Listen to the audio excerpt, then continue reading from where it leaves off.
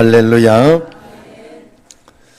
정답이죠. 여호와께서 나의 목자시니까 언제나 푸른 초장 쉴만한 물가로 사망의 음침한 골짜기 같은 그런 곳을 지나도 그 길은 푸른 초장과 쉴만한 물가로 인도하기 위해서 가는 길인 줄로 꼭 믿으시길 바랍니다. 옆 사람과 한번 인사하겠습니다. 우리의 삶은 푸른 초장과 쉴만한 물가입니다. 예수님 믿는 것은 그런 것입니다. 꼭 그렇게 사셔야 돼요. 왜냐하면 예수님 믿으면서 믿어도 이렇게 지지리도 궁상 맞고 이렇게 힘들고 어렵고 그러냐 이렇게 살아가면 뭔가 잘못 믿고 있는 거예요. 예수님 믿는 사람은 고난 중에라도 행복한 사람이에요. 고난 중에라도 주님과 함께하는 그 믿음 때문에 하나님께서 기쁨을 주시고 용기를 주시고, 사람은요 힘들다고 힘든 게 아니에요. 힘든 가운데도 보람이 있으면 그건 행복해요. 사람은 참 신기하거든. 부모 자녀를 위해서 내가 힘들어도 리어카를 밀고 다니면서 그렇게 종이를 주어도 여기에 딸린 식구들, 이런 사람들 위해서 내가 열심히 일해야지, 기도해야지, 그러면서 이 보람이 있고 내가 그 무언가를 하는 게 있으면요 사람은 행복해지거든요. 여러분, 우리가 하나님 앞에서 참된 믿음을 오늘 가져야 되겠다. 그 믿음에 대한 이야기를 한번 하려고 합니다. 톨스토이가 1886년에 이반 일리치의 죽음이라는 글을 썼어요. 그 글에 보면 주인공 이반 일리치는 서민층 가정에 태어났는데 열심히 공부하고 죽도록 일을 하면서 그렇게 해가지고 판사의 자리에 올랐어요. 그러면서 인생 역전의 삶을 살게 되었죠. 그런데 그는 행복하게 계속 살지를 못했어요. 왜냐하면 이 어느 날 새집에 커튼을 달다가, 그 새집에 잘 살려고 커튼 달다가 떨어져 가지고 심각한 부상을 입고 45세 나이에 이제 죽게 되었어요. 죽음을 맞이하게 되었어요. 얼마나 답답했겠어요? 제가 제 친구 중에 한 명이 이 나이에 42세인가 그때 죽은 친구가 있어요. 그 친구가 왜 기억이 나는가 하면 그저 공부도 못하고 이랬으면 그냥 일반적으로 그랬는데 걔가 육군사관학교를 나왔어요. 그리고 대위로 제대하면서 대위로 해서 밖으로 나오더라고. 밖에 나와서 이제 기업에 들어가서 좀 살만한데, 일하고 살만한데 암이 걸려 죽었어요. 내 마음이 그때 이렇게 가보니까 아내가 그렇게 젊은 거예요. 어린 거예요. 40 이제 초반이니까 얼마나 그랬겠어요. 아내는 좀 나이가 적으니까. 그래서 내가 그걸 보면서 마음이 진짜 짠하고 안 됐던 그런 기억이 나요.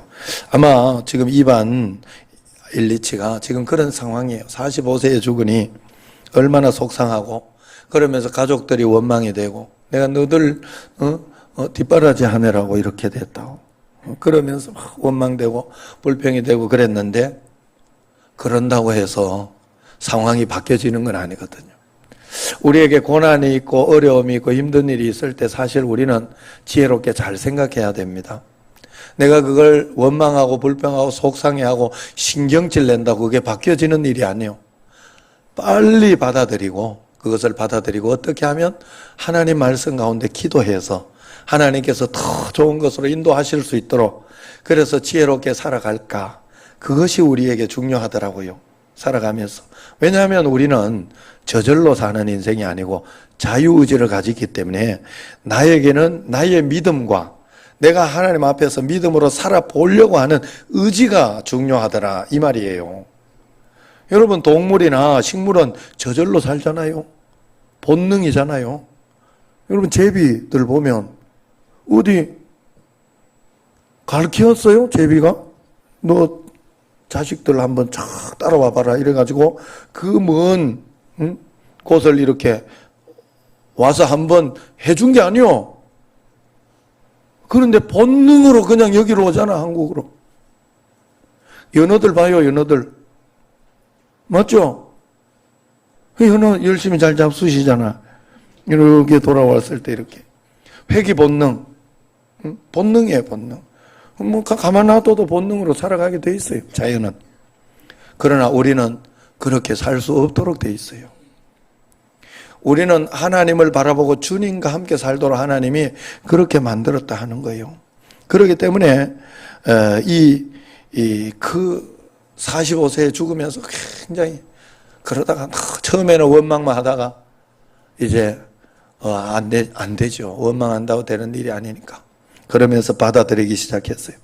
그러면서 생각을 바꾸면서 내가 내 인생을 제대로 산 것인가. 그러면서 자기 자신을 돌아보게 된 겁니다.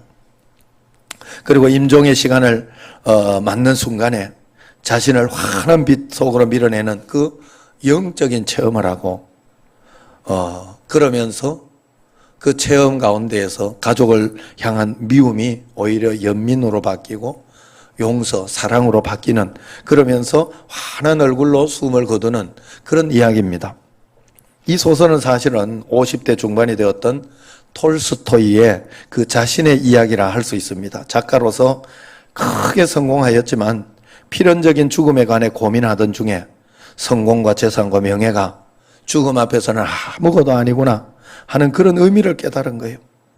그리고 예수 그리스도를 통해서 톨스토이가 인생의 해답을 찾기 시작했던 거예요. 그 이야기를 이반 일리치라는 사람을 통해서 대신 이야기하는 거예요. 톨스토이가 50세 때, 50 중반에 이걸 깨달았어요. 저하고 비슷한가 봐요. 제가 깨달은 게 그거예요. 아무리 고민해도 답이 없어요. 내가 이게 맞는 것 같고 저게 맞는 것 같고 막 이렇게 용 쓰고 저렇게 해본다고 되는 일이 아니요. 다만 하나님만 경외하는 거. 내가 꿈을 가진다고 그대로 되는 게 아니요. 하나님을 경외하면 하나님이 내게 가지고 있는 꿈을 하나님이 이루어 주셔요. 나를 통해서. 그 인생이 가장 행복하고 복되고 멋진 인생이 되는 거예요. 주님과 함께 여러분 동행하는 그런 인생 꼭 살으시기를 바라요. 그래서 지금 내가 죽음을 맞이한다면 내가 잘 살았다고 말할 수 있겠는가? 한번 여러분 생각해 봐야 돼요. 그래서 그 생각을 할 때 내가 잘 살고 있는지를 한번 점검하는 거예요. 죽음의 순간 하나님께서는 우리에게 너는 어떤 업적을 이루었냐? 돈은 얼마나 모았냐? 얼마나 유명한 사람이 되었느냐? 이것을 묻지는 않을 것입니다. 오직 주님께서 우리에게 묻는 것이 있다면 너는 매 순간 주님과 동행하며 살았냐? 하나님 나라를 위해서 심은 것은 무엇이 있느냐? 주님과 함께 받은 고난의 흔적은 너에게 있느냐? 너는 사랑만 하며 사랑하라 했는데 사랑만 하며 살았느냐? 이런 것을 묻지 않겠습니까?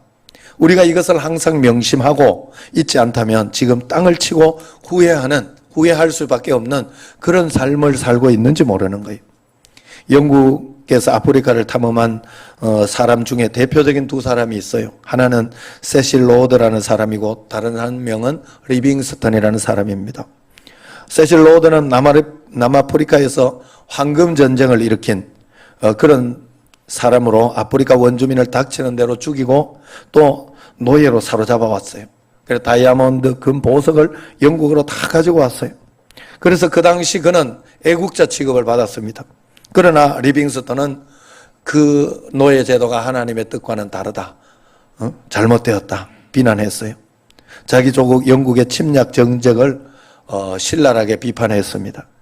그래서 한때 리빙스턴은 반역자라는 소리를 듣기도 했어요. 그러나 시간이 흘러 오늘날 세실 로드의 무덤을 기억하는 사람은 없어요. 그러나 리빙스턴의 묘는 웨스터민스터 성전 그 앞에 사람들이 가장 많이 다니는 거기에 위치하면서 사람들이 기억하고 그 정신을 기리는 겁니다. 지금 우리 인생이 모든 것이 혼란스럽지만은 가장 심각한 것은 무엇이 잘 사는 것인지에 대한 기준이 왜곡되어 있다는 거예요.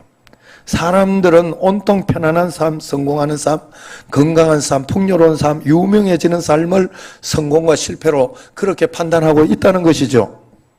그래서 우리는 더욱 정신 차려서 내 자신이 무슨 생각을 하고 살고 있는지 매 순간 내 자신이 꼭 돌아봐야 돼. 그렇지 않으면 세상이 주는 생각에 사로잡혀서 복되고 은혜로운 인생을 살지 못하는 거예요. 그렇게 살다가 어느 순간 주님 앞에 서게 될 것입니다. 그러므로 지금 이 순간 내가 가지고 있는 믿음이나 생각이 주님 앞에 얼마나 중요한지, 내가 갑자기 어느 날 하나님 나라 간다고 생각해 보세요. 천국에 죽는다 생각해 보세요. 내가 그때 가지고 있던 믿음과 그때 가지고 있던 헌신, 봉사, 이것이 그대로 올라갈 거 아니에요, 하나님 앞에. 내가 지금 가지고 있는 믿음이 그만큼, 생각이나 믿음이 그만큼 중요하다는 거예요. 오늘 말씀으로 한번 돌아가 보면, 오늘 말씀은 예수님께서 겟세마네 동산에서 마지막으로 인류를 향해서 중보기도한 주옥 같은 굉장히 귀중한 말씀이에요. 여기에서 3절에 예수님은 이렇게 이야기합니다. 영생은 곧 유일하신 참 하나님과 그가 보내신 자 예수 그리스도를 아는 것이니이다. 여러분 천당 가려면 여기에서는 예수님을 믿어야 된다 이렇게 이야기한 게 아니에요. 여러분 천당 가려면 예수님을 알아야 된다 이랬어요. 이거 굉장히 중요한 거예요. 여러분 우리가 천당을 어떻게 갈 수 있는가 하면 주님이 나와 함께 계시기 때문에 주님과 함께 가는 거예요. 주님이 나에게 안 계시면 믿는다고는 하는데 주님이 교회는 오는데 주님이 나와 함께 안 계시면 내가 천당 갈 수 없어요. 마치 이런 것과 같아요. 우리 집에 이래 성민이 친구들이 있어요. 성민이를 안다고 이렇게 우리 집에 자기들이 마음대로 들어올 수 없어요. 성민이를 이렇게 안다고. 물론 한두 번은 들어올 수 있지만 성민이하고 함께 동행해야, 성민이가 옆에 있을 때는 무사통각 언제든지. 예수님이 나와 함께 계신 것을 내가 믿는다는 말은, 여기에 성경에서 이야기한다는 것은, 믿는다는 말은 안다는 말이다. 너희들은 예수님을 알아야 된다. 알아야 된다. 여기에서 안다고 할 때 여러분 지식을 생각하면 안 됩니다. 성경에서 안다는 것은 지식에 대한 이야기가 아니에요. 성경에서 안다는 것은 결혼해서 서로 동침하는 정도까지, 결혼 생활하는 것까지 아는 것을 성경에서 아는 것이라고 하는 거예요. 여러분 정말 거기까지 하나님을 깊이 알고 주님과 동행하고 있는지. 물론 처음부터 그것이 되지는 않아요. 처음은 주일 예배만 드리는 예배 정도로 그렇게 하나님을 알고 동행하고 가지요. 그러나 끝까지 그렇게 가면 믿는 것을 의심해 봐야 돼요. 점점 더 말씀에 반응하면서 예배를 더 참여하고 수요 예배, 철야 예배, 새벽 기도, 점점 더 하나님께 더 가까이 가는 그 영적인 성숙함, 성장함이 반드시 있어야 돼요. 그게 아는 거예요. 여러분은 얼마나 하나님을 알고 지내세요? 부부 사이처럼 그렇게 알고 지내냐 이 말이요. 그저 인사만 하고 지내는 사이 아닌지 모르겠어요. 예수님과 인사만 하고 지내는 사이? 아니면은 그저 예수님은 날 모른다 하는데 너는 알고 있다고 그렇게 하고 있는지 여러분 생각해 봐야 돼요. 여러분 아는 게 중요해요. 운동을 해도 아는 게 필요하고, 목회를 해도 아는 게 필요하고, 직장을 다녀도 아는 게 필요해요. 직장에도 그 라인이 있어요. 그거 가지고 너무 이야기할 거 없어. 왜냐하면 그 인맥이라는 거예요. 그게 인맥.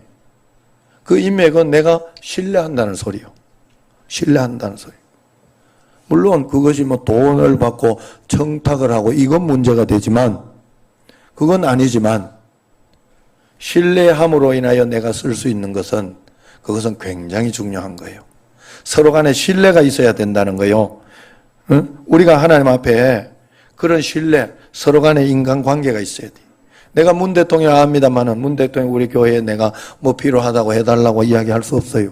내하고 상관이 없어요. 내가 박주영 선수도 알고 최영수 감독도 알아요. 그런데 박성민이 한번 내가 청탁할 수가 없어요. 그건 아는 게 아니기 때문에 그래요. 여러분, 하나님을 이렇게 혹시 알고 있지 않아요? 그냥 지식적으로 하나님과 나와는 상관없이 주님은 나한테 한 번도 응답해 준 적도 없어. 나도 뭐 그렇다고 별로 주님 앞에 간절하게 기도해 본 적도 없어. 그렇게 하나님을 서로 대면대면 알고 있지는 않느냐 하는 거예요. 성경에서는 진짜 아는 것은 서로가 영향을 줄 수 있고, 서로가 하나님 앞에서 내가 기도하면 하나님이 어떻게 응답해 주시는 그 방향 정도 알 수 있고, 아, 이번에는 하나님이 바로 응답해 주셨구나, 이번에는 하나님이 거절하셨구나, 다른 쪽을 생각하라는 거구나, 그런 정도 하나님 앞에, 아니면은 아직 기다리라는 거구나, 기다리라는 거구나, 조금 더 기다려봐라, 더 노력해라, 이런 뜻이구나 하는 것은 알고 있어야 되지 않겠습니까? 그게 인맥이 아니겠어요? 여러분, 인맥은 신뢰고 진짜 관계를 이야기해요. 욥도 하나님을 잘 믿었고 욥의 친구들도 잘 믿었어요. 그런데 하나님은 욥의 친구들의 믿음을 인맥이라 하지 않았어요. 욥을 인맥으로 썼어요. 그래서 욥의 친구들은 욥이 중보기도 하고 용서해 줬을 때 욥의 친구들을 받아들였어요. 내가 그런 하나님과의 그런 인맥은 아닌가, 욥의 친구들 같은 인맥은 아닌가 두렵고 떨리는 마음으로 여러분 살아야 돼요. 왜? 사도 바울이 그렇게 예수님을 잘 믿는다고 생각하는 사도 바울도 그런 마음으로 살았다고 하잖아요. 두렵고 떨리는 마음으로 자기가 다른 사람을 전도 많이 하고 다른 사람은 하나님께 가까이 가며 상급받을 수 있도록 잘 인도했는데, 그러다가 자기가 도태되고 자기가 버림받을까 봐 겁난다 그랬어요. 왜? 여러분, 사람이라는 것은 한번 싹 교만이 들어오고 한번 나태가 들어오고 부정적인 것이 들어오기 시작하면요, 그거 잡을 수가 없어요. 요번에 우리 이거 물 새는 거 2년 동안 못 잡았어요. 어디서 들어오는지 몰라가지고. 이번에 잡았잖아. 여러분, 그런데 적은 물이 이렇게 흘렀지만 그것이 온 그걸 다 망쳐버려요. 지금 모강실 가보면 막 하늘 뚫어놓고 지금 난리도 아니에요. 내가 잡은 걸 어떻게 확신했냐 하면 싹 마르고 있어요. 조금씩. 금방 안 말라요. 그게 그만큼 그 조금씩 물이 축적이 되었지만 그게 금방 말아요. 물 똑똑 떨어져요. 그게 지금 첫날은 21초. 제가 재봤어요. 둘째 날 32초. 어제 44초. 오늘 1분 6초. 훨씬 툭툭 뒤로 갈수록 이제 마르고 있어요. 여러분, 우리가 하나님 앞에 정말로 그 적은 물도 그렇게 크게, 진짜 우리 집에 하고 막 곰팡이 쓸고 막 그래 놨어요. 그래 지금 어떻게 그 에어컨 쪽에 문제가 있어가지고 에어컨한테 보상을 받아야 되는데, 여튼 그것도 하나님께 맡기려고 합니다. 그냥 인도되는 대로 가자. 하나님이 인도해 주는 만큼만 가자. 어차피 사람은 고난 하나는 있거든. 하나님은 그거 하나는 꼭 여러분에게 남겨놔요. 왜? 안 그러면 기도를 안 해. 여러분 기도할 것 같지만 절대 기도 안 합니다. 철야 예배부터 안 나와. 새벽 기도 뭐 좀 정말 기도할 거리 있어야 나와요, 여러분. 사람이 그렇게 간사해요. 그리고 그렇게 나태해요, 사람이. 그렇더라고. 여러분 보고 이야기하는 게 아니라 날 보니까 알아. 나 보니까. 조금만 괜찮으면 게을러져요. 조금만 괜찮아. 그러니까 하나님이 다 우리를 아시더라, 이 말이에요. 어쨌든 그래서 사도 바울도 자기가 그렇게 해가지고 교만해져서 하나님 앞에 믿음이 잘못될까 봐 자기를 쳐서 복종시켰다 이야기하잖아요. 정말 두려운 말이에요. 그저 내가 주님 앞에 교회만 왔다 간다고 인맥관계가 유지되는 게 아니라는 거예요. 사도 바울도 이렇게 두렵고 떨리는 마음으로 자기를 쳐서 복종시켰다면 하물며 나는 내가 사도 바울만큼 되나요? 그런데도 사도 바울은 자기 자신이 도태되고 나태해질까 봐 하나님 앞에 다른 사람은 상금 많이 받게 하고 자기는 못 받게 될까 봐 정말로 두렵고 떨리는 마음으로 기도하고 자기 자신을 돌아봤다는 뜻이에요. 우리가 하나님 앞에 그래야 된다는 거예요. 진짜 하나님과의 인맥관계를 형성해야 돼요. 나만 아는 거 말고 하나님도 나를 인정해주고 응답해주고 내 말에는 응답을 해주고 그렇게 하는 그런 진짜 믿는 관계.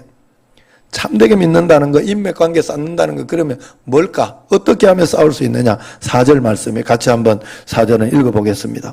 시작. 아버지께서 내게 하라고 주신 일을 내가 이루어 아버지를 이 세상에서 영화롭게 하여 싸우니. 예수님께서는 하나님 아버지께서 주신 일을 이루어 하나님 아버지를 영화롭게 했다. 그런 뜻이에요. 다시 말해서 십자가 지는 일을 통하여 하나님을 영화롭게 하겠다 하는 뜻인데 예수님은 이 땅에 오셔서 이 겟세마네 기도하기 전까지 계속해서 하나님의 뜻을 이루려고 한 걸음 한 걸음 하루하루 하나님 앞에서 그렇게 최선을 다하여 살았다는 것이죠. 그러니까 이제 자기는 마지막 겟세마네 동산에서 십자가를 지고 하나님 나라의 일을 이루려고 따라가려고 한다 하는 그런 뜻이 여기에 있습니다. 그러면 그것이 하나님께 영광이 될 것이다. 여러분, 믿으면서 우리가 해야 할 것은 내가 하나님의 사명을 깨닫고 하나님 말씀대로 내가 이 땅에서 여러분들이 살아낼 때 그것이 어떤 것이 되었든지 간에 여러분은 하나님께 영광 돌리는 일이 되는 거예요. 그런데 중요한 것은 하나님 뜻을 알아야 말이지요. 이렇게 다들 이야기하잖아요. 그래서 여러분에게 가장 단순하고 쉽게 하나님의 뜻을 여러분들에게 가장 여러분들이 하나님의 뜻에 대해서 하나님 사명이 여러분들에게 굉장히 많고 큰 것이 있는데 그걸 모른다고 하면 안 돼요. 우선은 여러분들이 하나님의 사명이 어떤 것인가 하면 여러분이 억지로 하지 않았던 그러면서 여러분에게 만들어져 있는 것이 있어요. 뭔가 하면 어느 집에 몇째 아들로 이렇게 태어났다든가 하는 어떤 그런 것들. 자, 제가 우리 집에 셋째 아들로 태어났잖아요. 예? 아버지한테. 그러면 그 셋째 아들의 사명이 내한테 있어요. 그리고 그것만 있는 것이 아니라 또 살아가면서 학교를 가면 초등학교를 가면 내가 1학년이면 1학년의 사명이 있는 거예요. 2학년이 되면 1학년보다 선배잖아요. 선배로서의 사명도 있고 2학년의 사명도 있고 내게 주어진 어떤 그런 것이 내게 사명이다 하는 거예요. 내게 주어진 어떤 직책. 그 다음에 또 지금 여러분들이 직장을 갔다. 하나님이 인도했다는 거예요. 그렇기 때문에 그 직장에서 내 직책이 나의 사명이에요. 내가 청신제일교회 와서 여기 담임 목사면 담임 목사로서 사명을 감당해야 돼요. 부목사처럼 하면 안 돼요. 제가. 그걸 깨달았다니까. 그게 사명이에요. 하나님이 우리에게 주신 사명. 여러분들이 하나님 앞에서 그 사명을 잘 감당해야 돼요. 그래서 하나님은요, 그 사명을 준 게 확실히 뭔가 하면 저는 제가 막내잖아요. 셋째. 그럼 확실히 막내예요, 저는. 그래서 그런지 마지들을 보니까 집안의 마지들을 보니까 생각하는 게 좀 달라. 집안의 마지들. 예? 마지들 한번 손 들어봐요. 맞아요. 한번 손 들어봐요. 단순하게 순종하셔. 예. 이게 중요해요. 왜냐하면 제가 안 거예요. 저는 어떻게 하면 아버지 돈을 많이 빼낼까? 절대로 아버지 돈을 아껴주지 않아요. 저는. 막내라서 그래요. 그래 마지들은 안 그러더라고. 마지들은 안 그래요. 그리고 마지는요, 아버지가 죽으면 마지가 아버지 역할을 해야 되잖아요. 그죠? 하나님이 그렇게 사명 만들어 놨어요. 신기하게도. 아버지 맛제비다 이렇게 이야기를 해요. 그래가지고 마지들은요, 가정을 생각해. 항상 통합하는 걸 생각하고 아버지한테 어떻게 해줄까? 부모, 가족들 이렇게 요번에 명절 때 어떻게 할까? 이런 걸 꼭 생각하면서 모으고 막 이런 걸 해요. 마지들이 신기하다니까. 사명이에요. 하나님이 기본적으로 넣어놓은 사명이에요. 제가 굉장히 놀란 것 중에 하나가 우리 집에 예정이가 미국 가서 이렇게 아르바이트 하면 돈을 벌어요. 돈을 덜 보내라는 거예요. 나한테 돈을 덜 보내라고. 난 이해할 수가 없어, 그게. 어떻게 해서 더 받아놓고 나중에 뭐 내가 아버지한테 해주더라도 해주는 거지. 나는 생각이 그렇거든, 막내는. 마제들은 안 그렇더라고. 그러니까 여러분, 그래 사명인 거예요. 하나님이. 그래서 내가 직장에 있어도 여러분들 꼭 그런 거예요. 제가 부목사 때도 지금도 이렇게 생각해보면 난 부목사 때 잘한 것 같다 하는 생각이 들어요. 내가 조금도 담임인 척 한 적이 없어요. 나는 그 입장에 서서 일하지 않았어요. 항상 나는 부목사다 하는 입장. 그런데 그렇게 하다가 보니까 남강교회에 있을 때도 그렇고 굉장히 권한이 많았어요. 저한테 권한을 많이 부여해 주더라고 목사님이. 오히려 남강교회에 있을 때 해외를 더 많이 나갔어요. 제가 다 도와주셨어요. 그리고 밀어주셨고 내가 운동하는 것도 그러니까 내가 부목사 때 오히려 총회, 축구 이런 거 감독도 하고 그랬어요. 부목사 때 다 밀어줘서 그런 거예요. 그 조석규 목사님 밀어줘서 내가 그만큼 철저하게 했다는 거예요. 철저하게 내 자신을 알았다는 거예요. 자기 위치를 알고 자기 사명을 감당할 줄 알면 하나님 앞에 그만큼 쓰임 받을 수 있어요. 그렇기 때문에 내게 주어진 내가 지금 처해 있는 위치, 상황이 하나님이 주신 사명인 걸 꼭 알아야 돼요. 그걸 감당하려고 해야 돼요. 그런데 그걸 감당하려고 할 때 그저 내 힘으로만 하려고 하면 안 되고 여러분들이 두 번째 알아야 되는 게 뭔가 하면 여기는 이 세상의 논리와 원리만 가지고 살면 안 돼요. 여러분들이 나는 여기 대한민국에 사는 대한민국 나라 백성이다 이렇게 생각하면 여러분들이 영안이 아직 조금 덜 뜨인 거. 여러분은 대한민국에 살고 있지만 아니면 미국에 어디 가서 산다든가 아니면 다른 멕시코 태어난 사람이 있다든가 이렇게 하더라도 예수님을 믿은 사람은 그때부터 전 우주적인 눈이 열려서 나는 지금 여기 하나님의 나라를 살고 있다. 나를 통치하는 것은 세상의 권력과 세상의 논리가 아니다. 나를 지배하는 것은 하나님이다. 하나님이 나의 주인으로 그래서 나는 성경의 지배를 받고 성경 말씀의 말씀대로 살아가고 하나님의 통치를 받는 지금 그 삶을 지금 살고 있다. 여기에 지금 하나님의 나라를 내가 살고 있다는 마음으로 그래서 하나님 나라를 펼쳐내는 그런 마음으로 내가 내 사명을 감당해야 된다는 거예요. 그래서 하나님 나라를 여기에서 살려는 마음으로 사명을 감당하려고 하니까 여러분들에게 하나님의 음성이 들려야 돼. 그래야 하나님의 일을 할 수 있거든요. 그래서 그 음성 들으려고 하면 여러분들이 늘 지혜를 달라고 기도해야 돼요. 여러분 문제를 해결해 달라고 기도하지 말고 이 문제만 없으면 될 것입니다라고 그렇게 기도할 필요 없어요. 하나님 이 문제는 어차피 내가 이기는 자가 될 것입니다. 예수님을 믿는 믿음이 있기 때문에 이길 것입니다. 지혜를 주옵소서. 하나님 총명을 주옵소서. 어떻게 풀어낼까요? 어떻게 갈까요? 그냥 주님과 그 한 걸음 한 걸음 지혜를 구하면서 따라가면 돼요. 그냥 따라가면 돼요. 제가 요번에 첫 번째 물을 잡았을 때 2번 잡았어요. 첫 번째 물을 잡았을 때 계속 물이 떨어져. 이상하다. 조금 약간 좋아지긴 했는데 이게 멈추질 않아. 계속 물이 생기고 그러더라고. 이상하다. 2번째 이제 그랬는데 이제 마음속에 하나님 말씀 주셔가지고 요번에 이렇게 3일 저녁 기도해야 할 때 물 잡는 축복 줄 거다 마음속에 정말 말씀 주시더라고. 그래 나 그 축복 받을 줄 알았어요. 그런데 셋째 날 부목사님이 찾아냈어요. 자기 집에 그 에어컨 물이 반만 나오고 있다는 것을 발견했어요. 반은 밑으로 다시 들어가고 그게 물이 된 거예요. 셋째 날 예배드린 셋째 날 하나님 감사합니다 했는데 마음속에 계속 불안하더라고. 아직은 물이 나오고 있었거든. 그때만 해도 21초에 하나씩 떨어지는 때거든. 진짜 불안하더라고 마음이.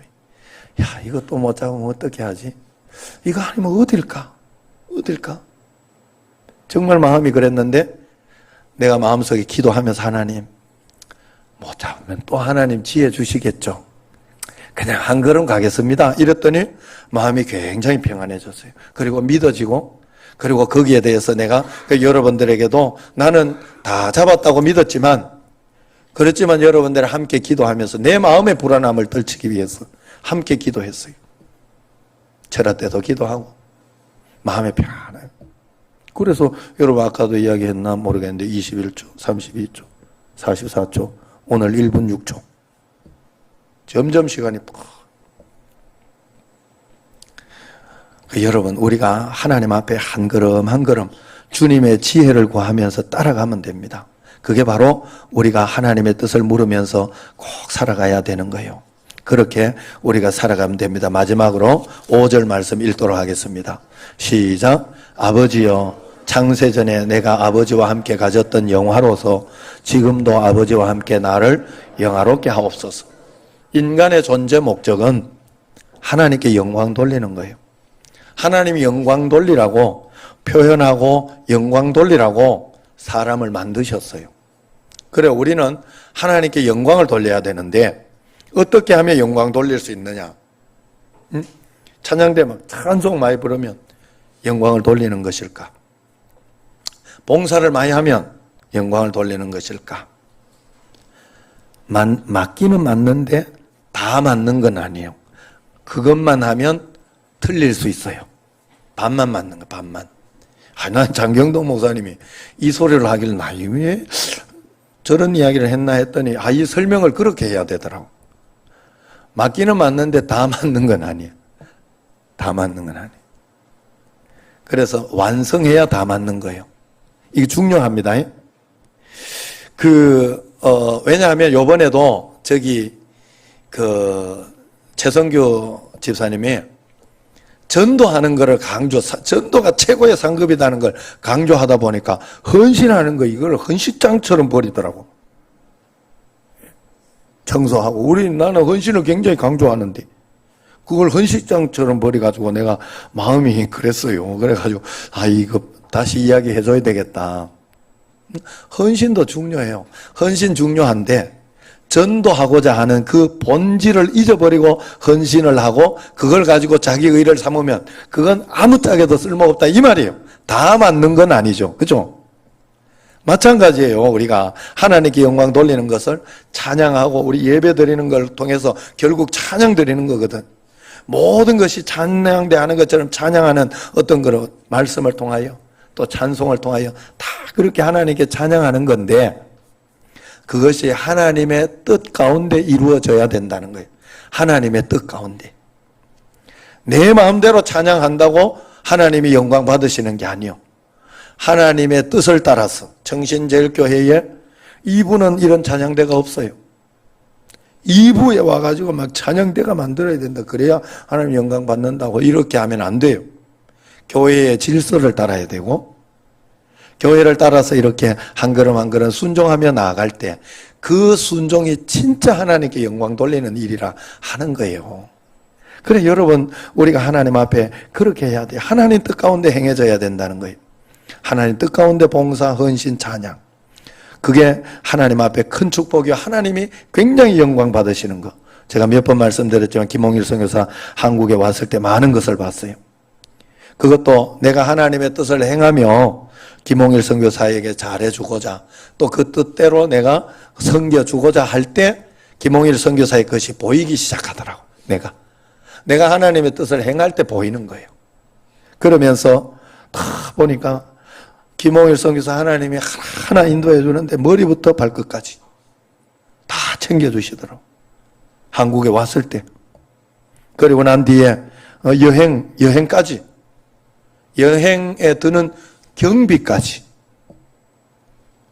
경비만 있는 것이 아니라, 경비는 카드를 받았지만 돌아올 때 친구들이나 선물 사주라고 그것까지도 하나님이 경비를 해주더라. 속으로 우리 교회 가지고, 우리 교회 통해 가지고 다 받아가는구만, 내가 속으로. 이게 싹 들더라고, 마귀가. 싹 들. 그런데 또 다행인 건 하나님이 곧바로 내한테 말씀해 주셨어요. 뭐라고 했는가 하면, 그렇게 받는 거야, 원래. 한 사람만, 내 뜻을 행하는 한 사람만 있으면 돼. 뭐 이쪽 저쪽 집적대면서 많이 그럴 필요 없어. 하나만 제대로 있으면 다 해결돼. 정말 그 마음. 맞네요, 하나님. 맞네요. 제가 그 역할을 한번 잘 해보겠습니다. 잘 해보겠습니다. 사실 그 김몽일 선교사 와가지고 한국에 와가지고 설교 쫙 하는 그 설교 일정 내 다 잡아준 거예요. 그냥 끝. 요번 주 우리 큰형님, 다음 주 저 박신철 목사님, 저번 주 신광교회, 저번 주 저기 그 태안장로교회, 그전 주 석장교회, 그전 주 우리 교회 다 이래 하나님 그냥 딱딱 인도해 주시는 거예요. 자, 마음속에 또 개척하고 있는 서경배 목사도 하나님이 챙기고 돌보고 있는 게 보였어요. 어느 날 이야기하더라고 저한테. 형님 내가 우리 그 애가 한 명인데 이거 내가 여름 성경학교 안 하려고 그랬는데 내가 하나님 앞에 해야 되겠다고. 이거라도 최선을 다하면서 내가 해야 되겠다고.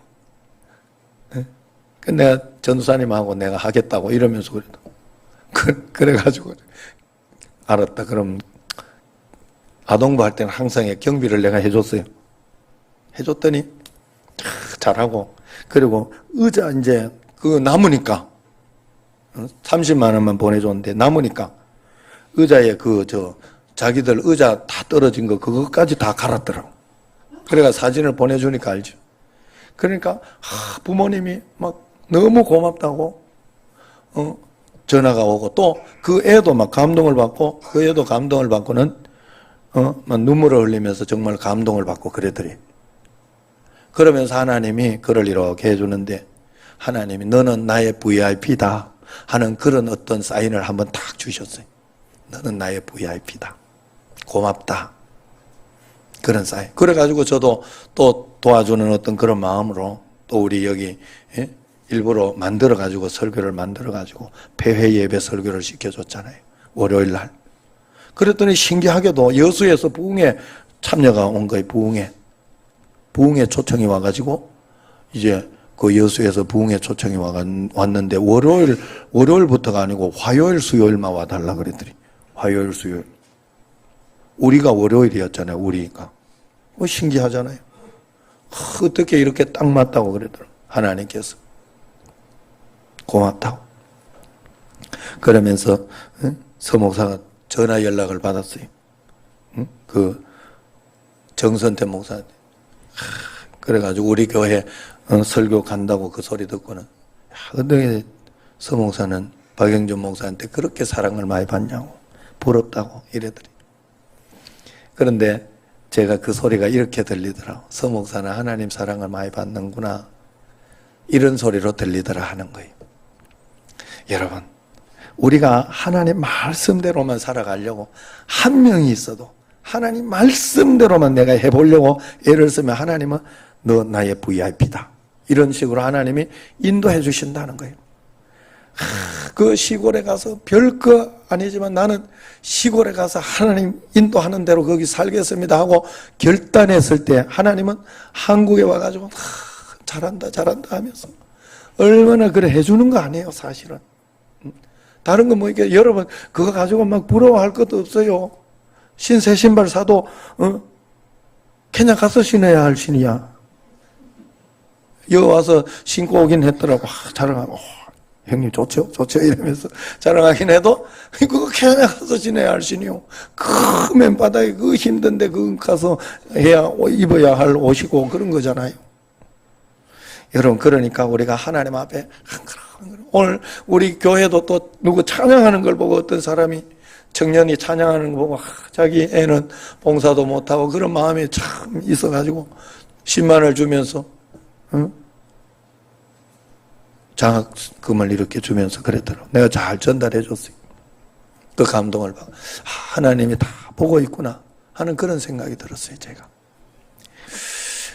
여러분, 내 마음에 생각되는 것 말고 하나님께서 내게 인도하신다고 생각하는 것, 여러분 이게 잘 안 되기 때문에 우리가 말씀, 기도, 예배, 감사일기 쓰는 거 이거 숙제를 하는 거예요. 처음에는 숙제예요. 숙제를 잘해야 돼요. 여러분, 학생이 숙제를 잘해야지. 그래야 성숙해서 나중에 자기께 돼요. 숙제는요, 요번에 최성규 집사님이 뭐라 그랬어요? 뭐 하는데 의의가 있다 그래, 숙제는. 숙제는 검사가 의의가 있다고 그러잖아. 검사하는 게 중요하다고. 안 그래도 못 들었어요? 내만 들었나? 숙제는 검사 안 하면 아무것도 아니라잖아. 아무것도 아니라잖아. 검사 안 할 거 말라고 숙제 안 하지. 숙제는 검사가 중요하대, 검사가. 여러분, 검사를 잘 맡아요, 하나님 앞에. 철저하게 내가 하루 10분씩 기도하기로 했으면 검사 잘 맡으셔야 돼. 그게 여러분을 성장시키고 하나님 말씀을 듣게 하고, 그것부터 우습게 여기는데 어떻게 하나님 음성이 제대로 들리겠어요? 철저하게 해야지, 철저하게. 말씀대로. 그 숙제를 잘 해야 돼요. 그러면 하나님의 놀라운 역사 있습니다. 하나님 다 보고 있어요. 알고 있어요. 그래서 고난 중에도 너무 감사해요. 우리는 예수님 믿는 비밀이 거기에 있어요. 그냥 목양칠 막 이렇게 물 해놓고 이런데도 하나님이 이 21초, 42초, 1분 6초 감사한 거예요. 행복한 거예요. 잡혔구나. 마음속에 잡혔구나. 2년 동안 그런 거예요, 그거. 너무 감사한 거예요. 사람은 그럴 수 있어요. 고난이라고 다 슬픔이고 어려움이 아니에요. 고난 가운데 하나님이 함께 계신 걸 여러분들이 알고 믿고 깨닫게 되면 반드시 역사가 일어난다. 그 상급을 받을 수 있는 줄로 믿습니다. 오직 주님만 영광 받으시기를 내 인생과 내 삶의 순종을 통하여 올려드리는 여러분과 저가 되기를 주의 이름으로 축원합니다. 기도하겠습니다. 하나님 감사합니다.